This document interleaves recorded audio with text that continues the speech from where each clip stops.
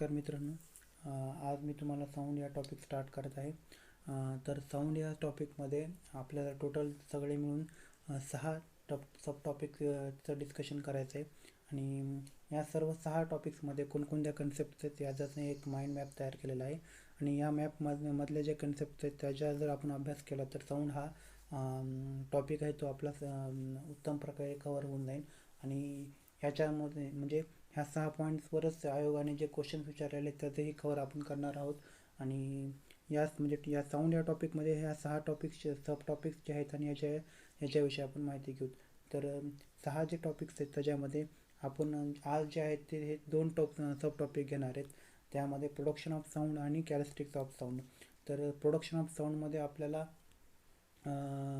हे करायचं आहे की साऊंड कसा तयार होतो, त्याचं माध्यमातून तो कसा प्रोपोगेट होतो आहे, म्हणजे त्याला माध्यमाची गरज लागते का, म्हणजे मीडियमची गरज लागते का नाही लागत, आणि साऊंड वेव्हचा टाईप्स कोणते आहेत ह्याच्याविषयी आपण माहिती घेऊ. त्याच्यानंतर आपण साऊंड वेव्ह जे ट्रॅव्हल करतात त्यांच्या काही कॅरेक्टरिस्टिक्स बघू. त्याच्यामध्ये ॲम्प्लिट्यूड बघू, फ्रिक्वेन्सी बघू, टाईम पिरियड बघू, वेव्हलेंथ बघू, व्हेलॉसिटी बघू.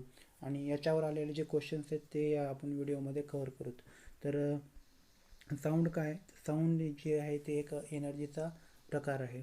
Sound is a form of energy which gives us sensation of hearing to us. म्हणजे काय की साऊंड एक ऊर्जेचा प्रकार असून त्याच्यामुळे आपल्या कानांना ऐकण्याची संवेदना प्राप्त होते. साऊंड जे आहे ती व्हायब्रेशनमुळं क्रिएट होतं. म्हणजे की साऊंड कसं प्रोड्यूस होतं तर व्हायब्रेशनमुळं क्रिएट होतं. आणि हे जे व्हायब्रेशनमुळं क्रिएट झालेला साऊंड आहे तो माध्यमातून वेव्हच्या स्वरूपात ट्रॅव्हल होतो. कारण एनर्जी जी आहे ती एका फॉर्ममधून दुसऱ्या फॉर्ममध्ये जात असते. तर त्याचप्रमाणे साऊंड वेव्ह जे आहे ती म्हणजे साऊंड एनर्जी आहे ती ट्रॅव्हल होत असताना वेव्हच्या फॉर्ममध्ये तयार होते. ज्यावेळेस आपण वेव्हच्या फॉर्ममध्ये तयार होतो, म्हणजे ज्यावेळेस आपण वेव्हविषयी बोलतो त्यावेळेस आपण साऊंडबरोबरच लाईट वेव्हविषयी बघून घेऊ. कारण या दोन्हीच्या डिफरन्समधूनच क्वेश्चन्स डायरेक्ट क्वेश्चन पेपरमध्ये येतात. तर साऊंड वेव्ह जी आहे ती फॉर्म ऑफ एनर्जी जी की आपल्याला सेन्सेशन देते हिअरिंगमध्ये. साऊंड वेव्ह जी आहे ती वेव्हच्या फॉर्ममध्ये तयार होते, म्हणजे ट्रॅव्हल होते. आणि साऊंड वेव्ह आणि लाईट वेव्ह याविषयी याचा डिफरन्स बघू. तर मेकॅनिकल एनर्जी म्हणजे साऊंड वेव्हलाच आपण मेकॅनिकल वेव्स किंवा इलास्टिक वेव्स असेही म्हणतो. आणि लाईट वेव्हला आपण इलेक्ट्रोमॅग्नेटिक वेव्ह किंवा नॉन मेकॅनिकल वेव्ज असे म्हणतो. कारण साऊंड वेव्ह जे आहेत त्यांना मेकॅनिकल वेव्ह म्हणतात कारण साऊंड वेव्हला ट्रॅव्हल करण्यासाठी मीडियमची गरज लागते. आता एक्झॅक्ट आपण बघू की साऊंड वेव्स एक्झॅक्ट कसा तयार होतात. तर ह्या इथे एक स्पीकर दिलेला आहे. ह्या स्पीकरच्या जो पृष्ठभाग आहे, ज्यावेळेस आपण त्यातून एखादा ध्वनी बाहेर सोडतो त्यावेळेस त्या पृष्ठभागावरील जे एअरचे मॉलिक्युल्स आहेत तर ते त्या मॉलिक्युल्सला साऊंडचं जे कवर आहे ते व्हायब्रेट होत असल्यामुळं प्रेशराईज करतं. आणि त्या प्रेशरमुळं त्या ठिकाणी कॉम्प्रेशन तयार होतं, त्या ठिकाणची डेन्सिटी वाढते एअर मॉलिक्युलची. आणि ती डेन्सिटी वाढल्यानंतर कॉम्प्रेशन तयार होतं आणि ती कॉम्प्रेशन नेक्स्ट एअर मॉलिक्युलला आणि अशा प्रकारे रेरिफाईड जो मॉलिक आहे त्याला हे करतं, टच करतं आणि वापसमध्ये पुन्हा आपल्या मेन पोझिशनला येऊन जातं. तर अशा प्रकारे जो आहे ती साऊंड जो आहे तो मीडियममधून जात असतो. त्याच्यामुळे साऊंडला जे आहे ते मेकॅनिकल वेव्ह म्हणते. मेकॅनिकल वेव्ह म्हणजे अशा वेव्ह की ज्यांना मीडियमची गरज लागते. आणि नॉन मेकॅनिकल वेव्ह म्हणजे काय की ज्यांना मीडियमची गरज लागत नाही. याच्यामध्येच साऊंड वेव्हलाच आपण इलॅस्टिक वेव्ह पण असे म्हणतात का, कारण इलॅस्टिक वेव्ह जे आहेत इलॅस्टिकसिटी जी आहे ती प्रॉपर्टी आहे कुणाची तर ते मीडियमची. की ज्यावेळेस व्हायब्रेशन होतात म्हणजे एका मॉलिक्युलपासून दुसऱ्या मॉलिक्युलपर्यंत जातात त्यावेळेस कोणताही मॉलिक्युलचा पार्टिकल त्याच्या पोझिशनपासून दुसऱ्या पोझिशनपर्यंत जात नाही. म्हणजे सपोज जर मी एका कॉर्नरला उभा असून तुम्हाला जर आवाज दिला आणि तुम्ही जर हॉलच्या दुसऱ्या कॉर्नरला आहात तर त्या ठिकाणी म्हणजे मी त्या एअरच्या पार्टिकलला तिथपर्यंत हे करत नाहीत, ते फक्त आपल्या जागेवरतीच टू आणि फ्रो मोशनमध्ये व्हायब्रेट होतात. आणि ते अलाव करणे म्हणजे ते व्हायब्रेशन जे आहे पार्टिकल तर ते अलाव करणे यालाच आपण इलॅस्टिक नेचर असे म्हणतो. जसं की आपण एखाद्या रबर ब्रँडला किंवा फुग्याला त्यावेळेस आपण स्ट्रेच करतो आणि सोडून देतो त्यावेळेस तो त्याला म्हणजे की खेचायला म्हणजे कॉम्प्रेशन आणि रेरिफॅक्शन या दोन्हीलाही तो सपोर्ट करतो. ती प्रॉपर्टी आहे त्या फुग्याची. तसंच मीडियमची जी प्रॉपर्टी आहे त्याला आपण इलॅस्टिक प्रॉपर्टी म्हणतो. आणि इलॅस्टिक वेव्हज म्हणजे काय की तो मीडियम अलाव करतो साऊंड वेव्हला इलॅस्टिकली हे करण्यासाठी, म्हणून आपण त्याला इलॅस्टिक वेव्हज असे सुद्धा म्हणतात. साऊंड जो आहे तो लॉन्जिट्युनल वेव्हज आहे. तर साऊंड जो आहे तो लॉन्जिट्युनल वेव्ह आहे आणि लाईट जो आहे तो ट्रान्सवर्स वेव्हज आहेत. तर लॉन्जिट्युनल वेव्हज म्हणजे काय की साऊंड ज्या वेळेस आता एअरचा जो आपण पार्टिकल बघितलेला आहे आणि एअरची म्हणजे आपण जे साऊंडची डायरेक्शन आहे आणि व्हायब्रेशनची जी आहे, म्हणजे सपोज आपण एक एअरचा पार्टिकल घेतला आणि या एअरच्या पार्टिकलला फोर्स दिला, म्हणजे आपण व्हायब्रेट करतोय म्हणजे बोलतोय, त्यावेळेस जे व्हायब्रेशन ऑफ पार्टिकल आहे ते along the direction of wave असतं. म्हणजे की टू आणि फ्रो जी मोशन आहेत ती, आणि म्हणजे की पार्टिकलचं व्हायब्रेशन आणि साऊंड वेव्हची ट्रॅव्हलिंगची दिशा दोन्ही एकच असतं. त्यावेळेस आपण त्याला लॉन्जिट्युनल वेव्ह म्हणतात. पण तेच ज्यावेळेस आपण लाईट वेव्हज आहेत तर ते इलेक्ट्रोमॅग्नेटिक वेव्हज आहेत. तर ज्यावेळेस इलेक्ट्रोमॅग्नेटिक वेव्ह सनपासून अर्थपर्यंत येतात त्यावेळेस ते त्यांच्या मीन पोझिशनभोवती म्हणजे डायरेक्शन जे आहे ट्रॅव्हलिंग ऑफ द लाईट त्याच्या परपेंडिक्युलर डायरेक्शन ते व्हायब्रेट होत असतात त्याच्या मीन पोझिशनभोवती. म्हणजे की ट्रान्सवर्स वेव्ह म्हणजे असे वेव्हज की ज्या ठिकाणी पार्टिकल जे आहेत ते म्हणजे वेव्ह पार्टिकल जे आहेत त्या ह्याचे ते त्याच्या परपेंडिक्युलर डायरेक्शननं म्हणजे डायरेक्शनच्या परपेंडिक्युलर डायरेक्शननं व्हायब्रेट होत असतात. तर हे आपण साऊंड वेव्ह आणि म्हणजे ट्रान्सवर्स वेव्ह आणि लॉन्जिट्युडनल वेव्ह याचा डिफरन्स बघितला आहे. त्याच्यानंतर की साऊंड वेव्ह ज्या आहेत त्या व्हेरी स्लो असतात as compared to light wave. Light wave जे असतात त्या फास्ट वापरतात. साऊंड वेव्ह जे आहेत त्या स्लो आहेत. 340 मीटर पर सेकंड जी आहे ती साऊंड वेव्हची एअरमधील नॉर्मल टेम्परेचर आणि प्रेशरला व्हॅल्यू आहे. तीच जर आपण साऊंड वेव्हची आपल्या लाईट वेव्हची बघितली तर ती आहे 3 × 10⁸ metre per second in air with normal STD म्हणजे स्टँडर्ड टेम्परेचर आणि प्रेशर. जर आपण साऊंड वेव्ह जे आहेत त्याची स्पीड जर वॉटरमध्ये बघितली तर जेवढा मीडियमची डेन्सिटी चांगली तेवढं साऊंडची स्पीड वाढते. साऊंड ग्रेटर पद्धतीने ट्रॅव्हल होऊ शकतो.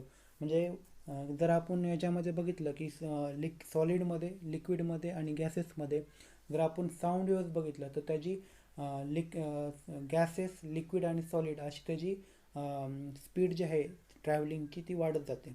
पण तेच आपण जर लाईटीचं बघितलं, जितकं डेन्स मटेरियल असेल तितकं लाईटची स्पीड कमी होत जाते. म्हणजे लाईटची स्पीड जी आहे ती एअरमध्ये जास्त असते ॲज कम्पेअर टू लिक्विड आणि त्याच्यापेक्षा जास्त कम्पेअर टू सॉलिडमध्ये म्हणजे किंवा ग्लासमध्ये किंवा आईसमध्ये. तर आता हा डिफरन्स बघितलेला आहे. तर याच्यामध्ये आपण आपला पहिला जो क्रायटेरिया आहे म्हणजे कन्सेप्टमधला तो आपण याच्यामध्ये पूर्ण केलेला आहे की प्रोडक्शन ऑफ साऊंड म्हणजे साऊंड कशामुळे तयार होतो. साऊंड जे आहे तो व्हायब्रेशनमुळे तयार होतो. साऊंडचं प्रोपोगेशन ऑफ मीडियम कसं होतं तर साऊंड जे आहे ते कॉम्प्रेशन आहे कंटिन्युअस म्हणजे काय की मीडियममध्ये कॉम्प्रेशन आहे रेरिफॅक्शन तयार करतं. आणि या कॉम्प्रेशन आणि रेरिफॅक्शन या दोन्हीच्या ह्याच्यामुळं मीडियमचा आहे तो त्याच्या मीन पोझिशनमध्ये व्हायब्रेट होतो टू अँड फ्रो मोशनमध्ये. आणि या टू अँड फ्रो मोशनमुळं साऊंड जे आहे तो मीडियममधून ट्रॅव्हल होतो.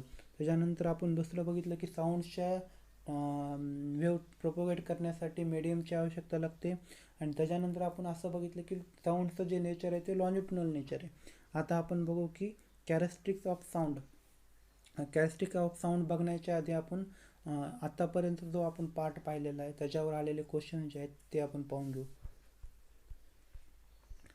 तर त्याच्यावर जे आलेले क्वेश्चन्स आहेत ते बघू. ध्वनीची निर्मिती कशी होते. तर PSI 2013चा क्वेश्चन आहे की ध्वनीची निर्मिती कशी होते.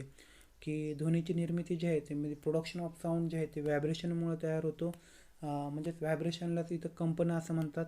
घर्षणामुळे नाही, व्हायब्रेशनामुळे तयार होतो. इथं लक्षात घ्या, व्हायब्रेशनमुळे तयार होतं आणि माध्यमातील कणाच्या व्हायब्रेशनमुळे ते तयार झालं. तर ध्वनिलहरीच्या प्रसारणासाठी काय गरज आहे. निर्वात पोकळी आहे नाही. लाईट वेव्ह जे आहे ती निर्वात पोकळीतून होऊ शकतं. पण ध्वनी लहरी ज्या आहेत त्या त्यांना माध्यमाची गरज लागते ट्रॅव्हल होण्यासाठी. तर ह्याच्यामध्ये माध्यमाची आवश्यकता आहे. तिसरा जो ऑप्शन आहे ते आपण एकदा वाचून घेऊ, की माध्यमातील कण ध्वनी स्रोतापासून ऐकू येणाऱ्यापर्यंत प्रवास करतात. तर तसं नाही आहे, की ते त्यांच्या जागेवरच टू अँड फ्रो मोशनमध्ये ट्रॅव्हल करतात. ह्याच कन्सेप्टवर अजून एक 2014ला MPSCच्या राज्यसेवेच्या ह्याच्यामध्ये क्वेश्चन आलेला आहे, की ध्वनी लहरी जे आहेत ते वायू पदार्थापेक्षा स्थायू पदार्थामध्ये वेगाने जातात. हे स्टेटमेंट बरोबर आहे का चूक आहे? तर हे स्टेटमेंट बरोबर आहे. ध्वनी लहरी निर्वात पोकळीतून सर्वात जलद गतीने जातात. हे स्टेटमेंट चुकीचं आहे. ध्वनी लहरी हा अनुलंबी लहरी आहेत. अनुलंबी म्हणजे काय, की लॉन्जिट्युनल वेव्ज आहेत. बरोबर आहे, ध्वनी लहरी हा लॉन्जिट्युनल वेव्ज आहेत. लॉन्जिट्युनलचा अर्थच असा आहे, L for longitudinal along the length. म्हणजे काय, डायरेक्शन ऑफ वेव्ह जी आहे ती along the length of vibration of the particle आहे. त्याच्यामुळं बरोबर आहे, साऊंड वेव्ज जे आहेत त्या लॉन्जिट्युनल वेव्ज आहेत. त्याच्यानंतर चौथा ऑप्शन आहे, की साऊंड वेव्ह जे आहे ते ट्रॅव्हल करतात slower in gases than liquid. बरोबर आहे, साऊंडची वेव्ह जे आहेत त्या लिक्विडमध्ये जास्त फास्ट ट्रान्सफर होतात ॲज कम्पेअर टू गॅसेसमध्ये. ठीक आहे, आता आपण कॅरेस्टिक बघूत. साऊंड वेव्हच्या कॅरेस्टिक किंवा साऊंड वेव्ह म्हणजे कशाने डिफाईन करू शकतो ते आपण बघू. तर त्याच्यामध्ये आपल्याला सर्वात आधी बघायचं आहे, की साऊंड वेव्हचं आपण ग्राफिकल रिप्रेझेंटेशन कसं करणार ते बघू. तर साऊंड वेव्हचं ग्राफिकल रिप्रेझेंटेशन कसं करायचं. आता याच्यामध्ये बघा, की स्पीकरपासून जो लगतचा मीडियम आहे तो कॉम्प्रेस झाला आहे. तर कॉम्प्रेशनचं जर प्रेशर माउंट केलं कॉम्प्रेस झालेल्याचं, तर ते आपल्याला इथे भेटेल मॅक्झिमम प्रेशर. त्याच्यानंतर डाऊन साईडला म्हणजे हे ट्रफ जे आहे, क्रिस्प जे आहे तो मॅक्झिमम प्रेशर आहे, ट्रफ जे आहे ते मिनिमम प्रेशर आहे.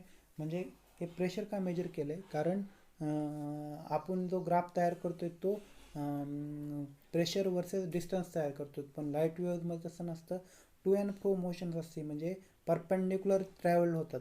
तर आपण इथं पॅरल जे ट्रॅव्हलिंग आहे त्याला आपण परपेंडिक्युलर दाखवतो. म्हणजे काय दाखवतो, की प्रेशर किंवा डेन्सिटी दाखवून वाय ॲक्सिसवर आपण त्याला एका 2D मध्ये ग्राफ तयार करत आहेत.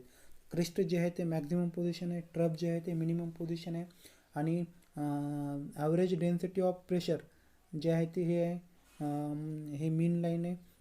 आता आपण एक एक म्हणजे ॲम्प्लिट्यूड म्हणजे काय, वेवलेंथ म्हणजे काय, फ्रिक्वेन्सी म्हणजे काय, त्याची टाईम पिरियड म्हणजे काय, आणि त्याची व्हेलॉसिटी आणि स्पीड म्हणजे काय साऊंड वेव्हची ते बघूत.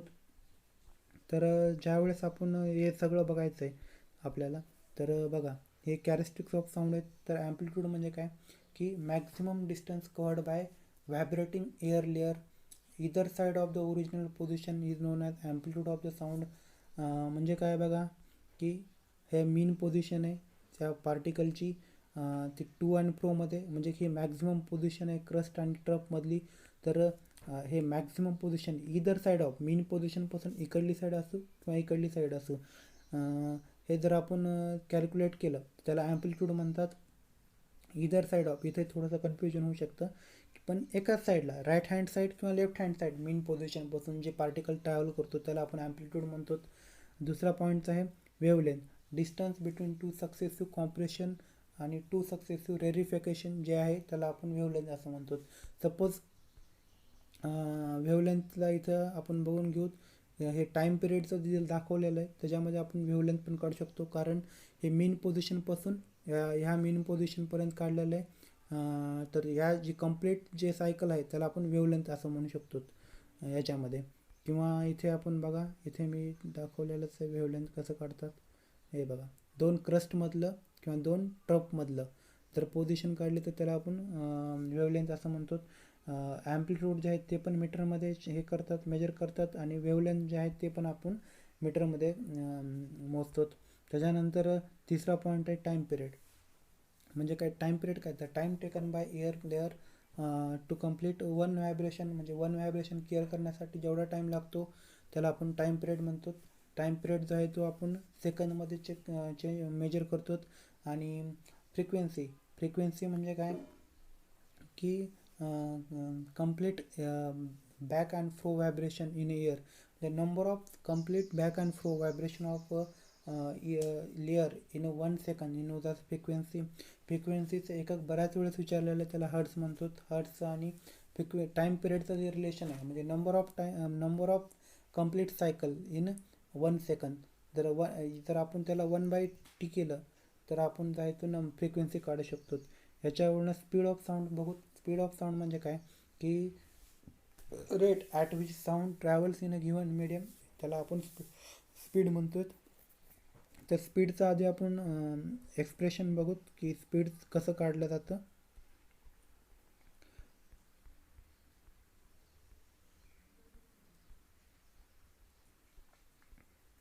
हां, तर स्पीड जे आहे ते आपण कसं काढतो, v is equal to lambda T.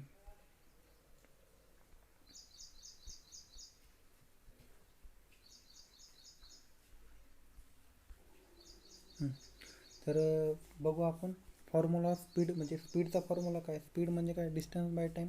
तर डिस्टन्स आपण 1/टाईम लिहू शकतो.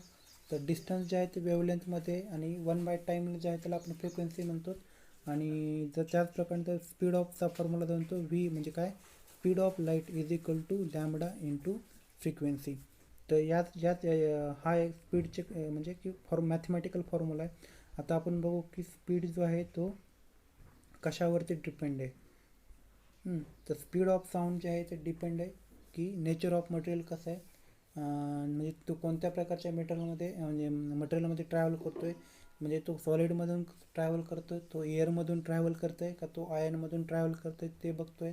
त्याच्यानंतर आपण स्पीड ऑफ साऊंड जे आहे ते डिपेंड आहे कशावर आहे, टेम्परेचरवर आहे. जर टेम्परेचर म्हणजे कसा डिपेंड आहे आपण नंतर बघणारच आहे, पण टेम्परेचरवर एक डिपेंड आहे, ह्युमिडिटीवर एक डिपेंड आहे. हां, स्पीड ऑफ साऊंड जे आहे तो गॅसियस मीडियममध्ये या 4 गोष्टीवर डिपेंड आहे. Number 1 pressure of medium, temperature of medium, density of medium, nature of gas. तर ह्या जे 4 गोष्टी आहेत त्याच्यावर साऊंड डिपेंड आहे.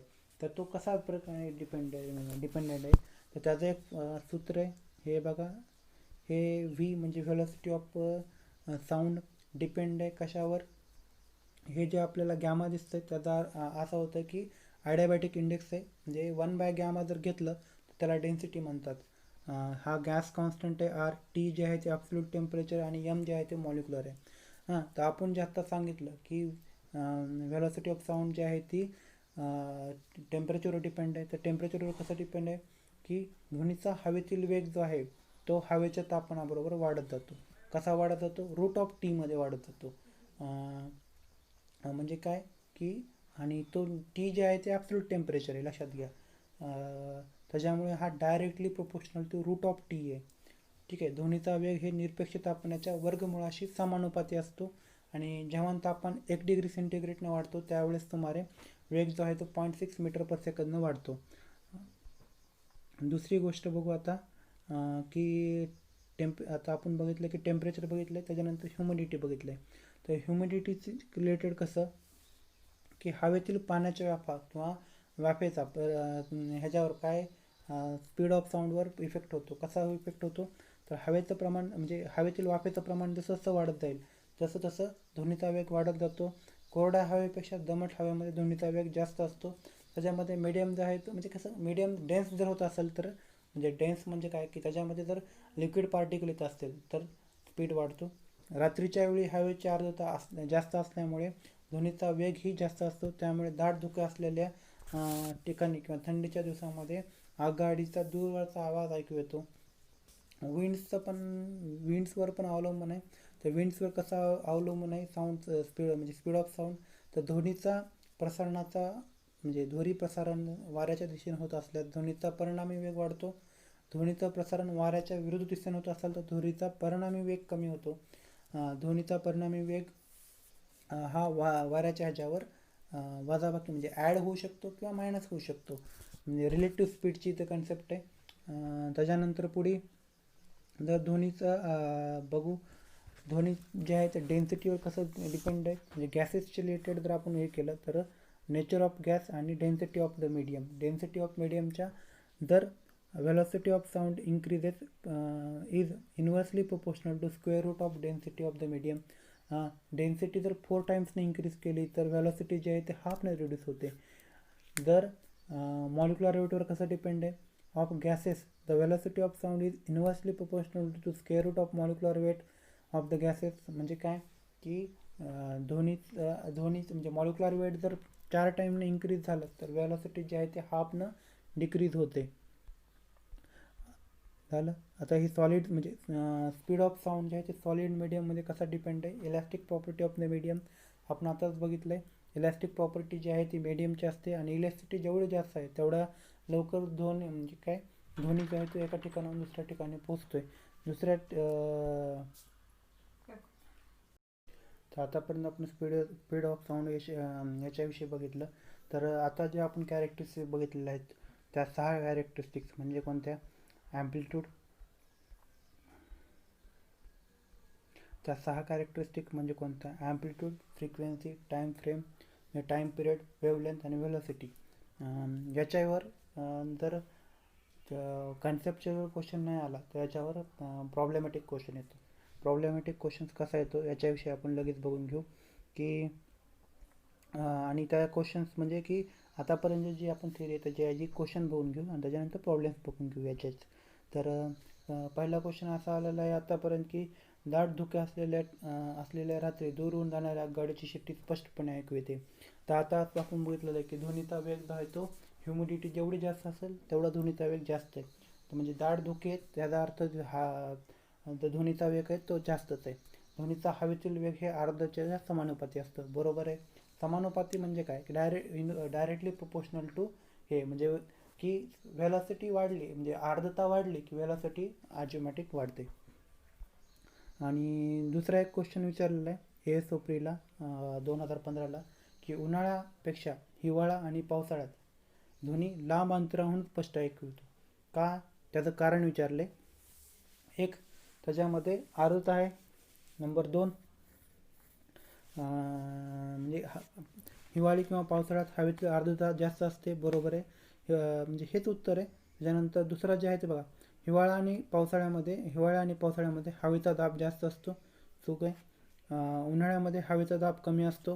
हे पण उत्तर चूक आहे. हिवाळा आणि पावसाळ्यातील हवेची आर्द्रता व हवेचा दाब जास्त असतो.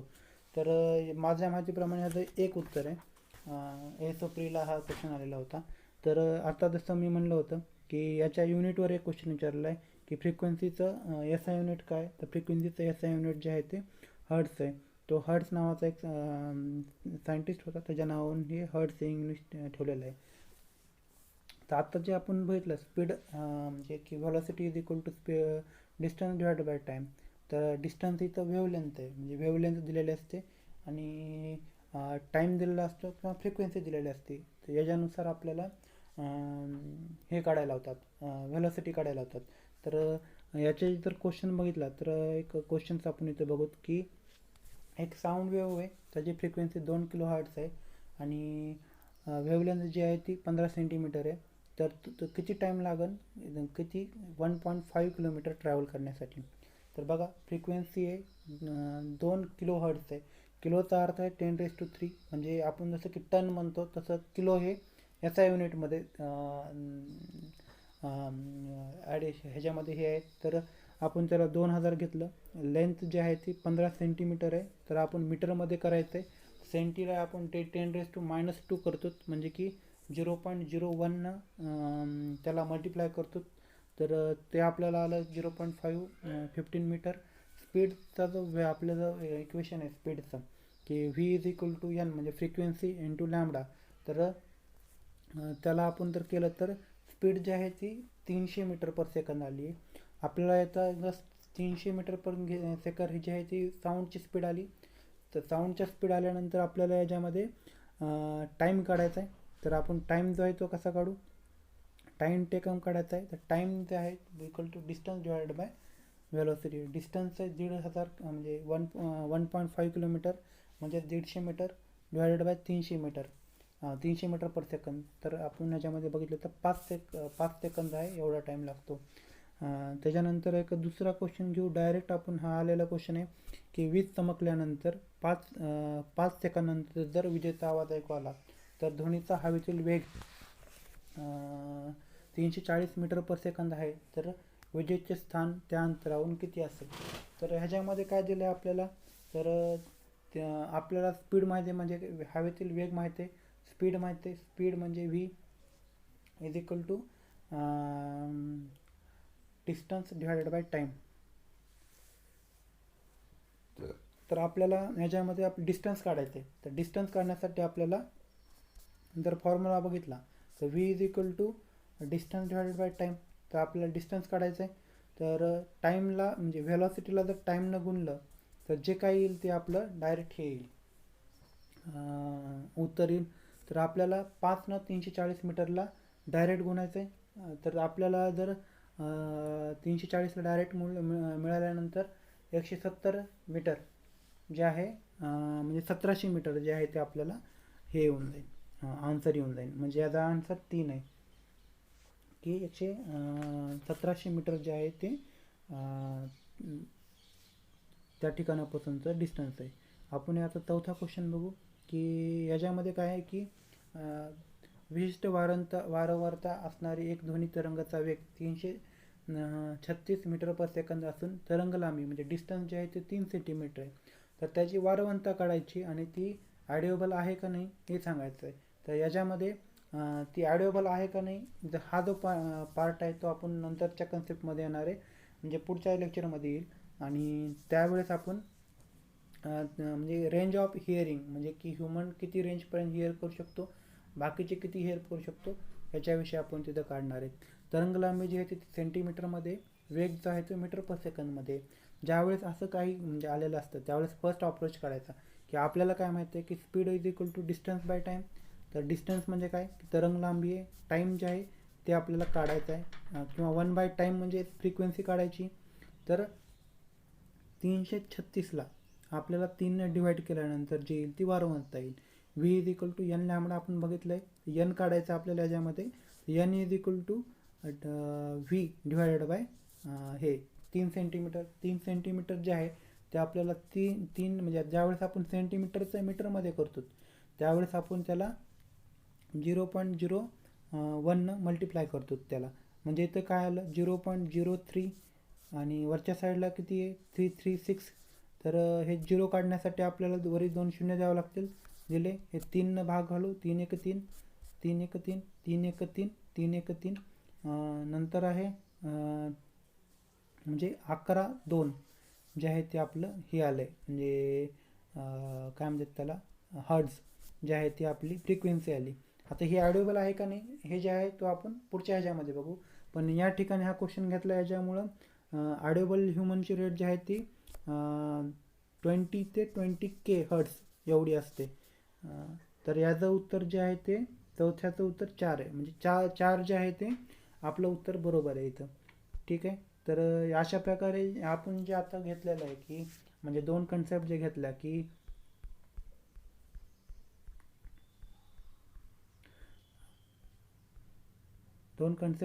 की प्रोडक्शन ऑफ साऊंड कसं होतं, त्याचं प्रोपोगेशन कसं होतं, मीडियमची काय लागते, लॉन्जिट्युडनल वेव्स काय लागतं, कॅरेक्टरिस्टिक ऑफ साऊंड काय आहेत त्या घेतल्या आपण. ॲम्प्लिट्यूड म्हणजे काय, फ्रिक्वेन्सी म्हणजे काय, टाईम पिरियड म्हणजे काय, वेवलेंथ म्हणजे काय, वेलॉसिटी म्हणजे काय, आणि वेलॉसिटी कशावर डिपेंड असते, कोणत्या मीडियमवर डिपेंड असते, गॅसेस मीडियममध्ये कशी डिपेंड असते, सॉलिडमध्ये कशी डिपेंड असते, आपण हे सर्व बघितलं. आणि याच्यावर आलेले आतापर्यंतचे क्वेश्चन बघितलेत.